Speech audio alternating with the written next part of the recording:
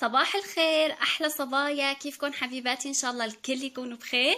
هلا اليوم هو يوم العطله، فمثل ما شايفين مجهزين الفطور، الفول والفلافل والخضره وهالشغلات. هلا حبيت شارك معكم يومي من الصبح للمساء. هلا اول شي بنبدا بالفطور، بعدين رح نروح على المول نتسلى، ولازمني شويه اغراض. فرح اخدكم معي بفلوج من الصبح للمساء، فخلوكم معنا وخلونا نشوف الفيديو مع بعض. يا سانكو مثل ما شايفين كتير كتير زحمة. في معرض كمان، فهلا هيك رح احاول اصور لكم شوي بس، لانه في كتير يعني زحمة، ما رح اقدر اصور، بس يعني هيك على السريع.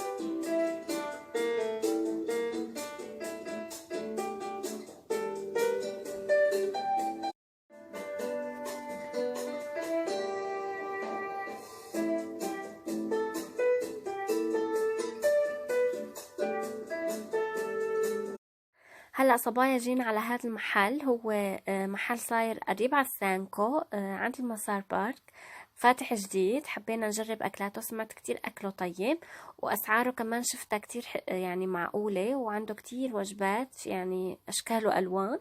فحبيت ندوق اليوم اكله وشارك معكم شو رح اطلب.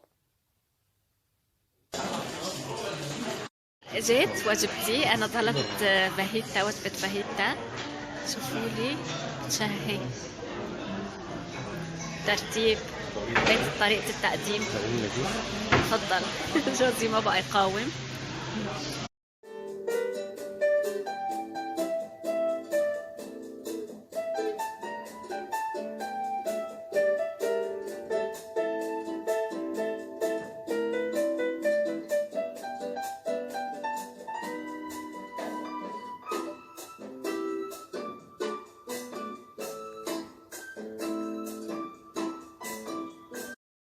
ونحن رجعانين على البيت صبايا. زوجي اشتهى على الكنافة، فجبنا كنافة جاهزة وحبينا نشارك معكم الطريقة كيف رح نعملها. هلا هون عندي الكنافة انا قلبتها شوي على الغاز مع سمنة وزبدة، بتقدروا تحطوها مثل ما هي وتخلطوا مع السمنة، بس انا يعني بقلبها شوي على الغاز، يعني شيء كتير بسيط حتى لونها ما تغير. هون عندي القريشة والقيمة خلطناهم مع بعض لحتى تطلع أدسم وأطيب. طريقة التحضير: صبايا اول خطوه بندهن الارض الصينيه سمنه او زبده، يعني اللي بتحبوه او اللي موجود عندكم، مشان ما تلزق بارض الصينيه. هلا انا عم يعمل الكنافه زوجي، هو اختصاص هالاكله، اختصاص حلويات. هلا هو بساعدني بالاكلات اللي بحبها، بس يعني ما تنغروا. شو صبايا، مين زوجها بيساعدها كمان هيك بالمطبخ، له مزاج يعني بهيك شغلات. انا قلت لكم ساعدني بس بالاكلات اللي هو بحبها. مثلا بالبيتزا شفتوا هديك المره بالفيديو وقت ساعدني، لانه بحبه هو، يعني بده يعمل على مزاجه. وهلا الكنافه كمان على طريقته بده يعملها، فقلت له يلا تفضل. هلا بنبلش من مدة. قلت لكم انا قلبتها على النار، شوحتها يعني شيء بسيط حتى لونها ما تغير. وهلا صبايا بعد ما خلصنا اول طبقه مدة كلها وكبسها هيك يعني بهالشكل. بعد ما خلصنا هلا صار وقت نحط القريشه.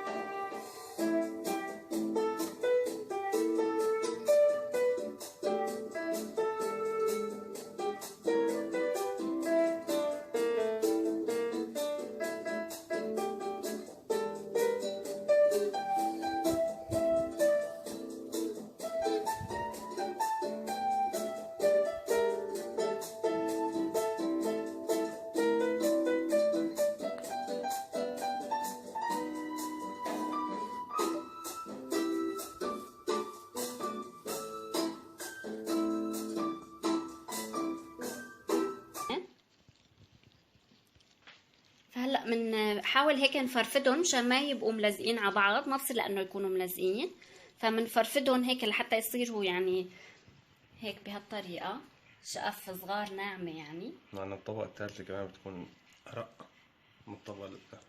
ايوه. ليش طيب؟ خبرة هاي ما بعرف. نصايحك غير شكل، كتير استفدنا من النصيحة. هلا اشتغلي بهالنصيحة بدون ما تعرفي ليش. ايوه ماشي.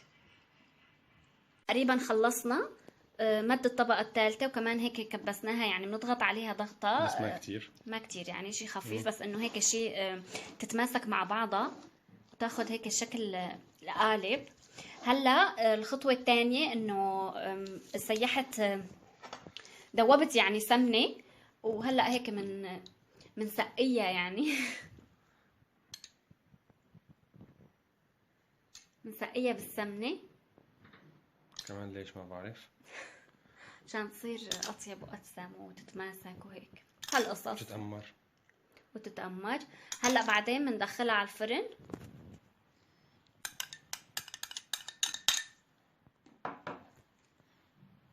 حسيت السمنة قليلة فحطيت لها هيك شوي كمان على الوجه. هلأ بدوبوا لحالهم بقلب الفرن. وهلأ بنشوف الخطوة الثانية. هلا صبايا حطيت الفرن على درجة حرارة 170. رح احطها من تحت اول شي، بعدين بطلع لفوق. تاني علوشة خانم اتصلت فيني سألتني شو عم تعملي، قلت لها بعمل كنافة قيمة وهالقصص. قالي ما بحبها انا، مشتيها على كنافة مفروكة. شلت لها شوي وحبيت افاجئها هلا هيك بصحن صغير. رح اعمل لها كنافة مفروكة، هي بتحبها هي الكنافة المفروكة مع الجوز بنحط لها السكر والقرفة وهالقصص. فهلا رح اعمل لها هيك صحن صغير وابعثها اياه افاجئها فيه. حبيت اشارك معكم. طيت تقريبا معلقتين كبار سمنه وشويه زبده، كمان تقريبا معلقه زبده. وهلا هيك بنقلبهم مع بعض لحتى هيك يتغير لونه. هلا هي كثير بتغب زبده يعني وسمنه، بتحب السمنه. فهلا بنضل بنقلبهم بنشوحهم لحتى يصير لونه على ذهبي. بعدين بنضيف السكر والقرفة، واخر شي بنحط الجوز.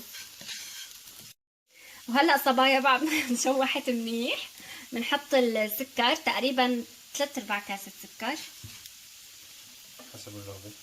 ليش ما حطيته كله؟ شايف ايمن؟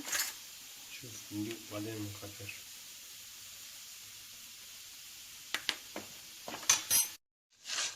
هلا حطيت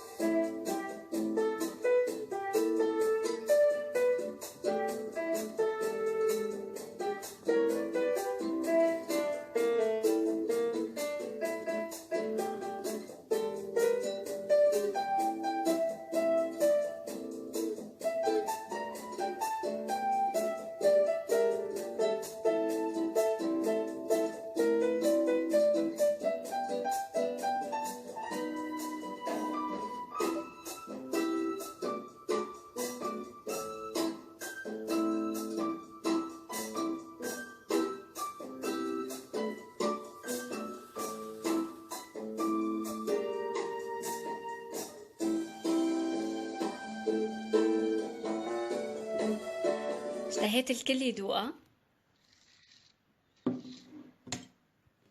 عن جد صبايا جربوها بالبيت، كتير سهلة وطعمتها كتير طيبة بتطلع.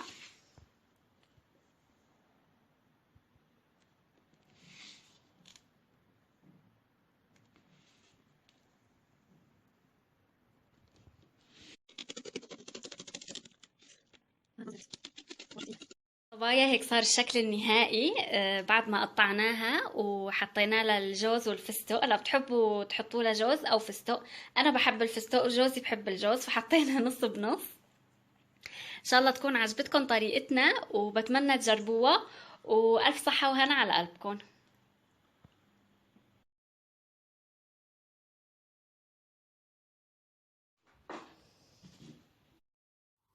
وهيك صبايا بكون خلص الفيديو لليوم. ان شاء الله تكونوا استفدتوا واستمتعتوا وتسليتوا معنا. انتظروني بفيديو جديد، بحبكم كتير. بايات.